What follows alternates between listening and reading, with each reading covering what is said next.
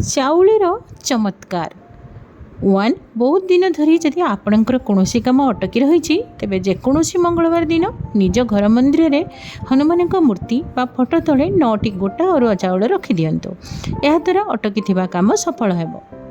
2 जदि आपणक घरे कौनसी उन्नति हेउनी और धन संचय होई पारुनी तेबे चाउलर 7टी दाना लाल कपड़े बांधि निज पर्स रे रखिले धन संचय हेबाकू लागिबो। 3 जदि दुर्भाग्य आपणक पीछा छाड़ू ना तो तंबा लोटारे जल भरी से अल्प हलदी और किछि चाउल पकाई सूर्यदेव को अर्घ्य दियंतु। एही उपाय 43 दिन पर्यंत कले भाग्य चमकी जीवो। घरर दरिद्रता केमिति दूर करिवे। 1 केवल गुरुवार नुहे प्रत्येक दिन कदली गछरे जल अर्पण करंतु ओ घी दीप जलांतु सुफल मिलिबो। 2 घरे सर्वदा समुद्री लुण मिशा पानी रे पोछा लगांतु यह द्वारा भी दरिद्रता दूर हुए। 3 जेते बेले भी भोजन करने को बसंतु मुह उत्तर दिग को करी भोजन करंतु।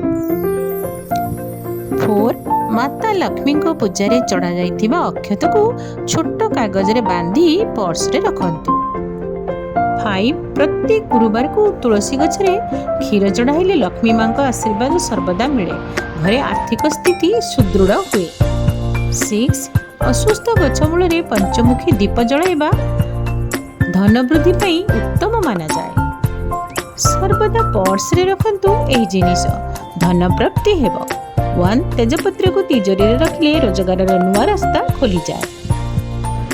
2 33 दिन प्रतिदिन घरे संध्यारे तेजपत्र जलाइले माता लक्ष्मी प्रसन्न हुअंती। 3 इंटरव्यू पाई जिबा समय रे निज पाखरे एक तेजपत्र निश्चय रखंतु। 4 शुक्रवार दिन माता लक्ष्मी मंदिर रे गोटे तेजपत्र अर्पण कले धनर अभाव केबे रहेना। 5 करज समाप्त पाई प्रतिदिन माता लक्ष्मी को गोटे तेजपत्र अर्पण करंतु। फ्रेंड्स जदि आपण आपणक फैमिली मेंबर्स और निज फ्रेंड्स को मंगल चाहते तेबे भिडियोटी को अधिक शेयर करंतु। भिडियोटी जदि भल लगी तेबे कमेंट रे जय मां लक्ष्मी लिखि दियंतु और चैनल को सब्सक्राइब करने को भूलंतु नहीं।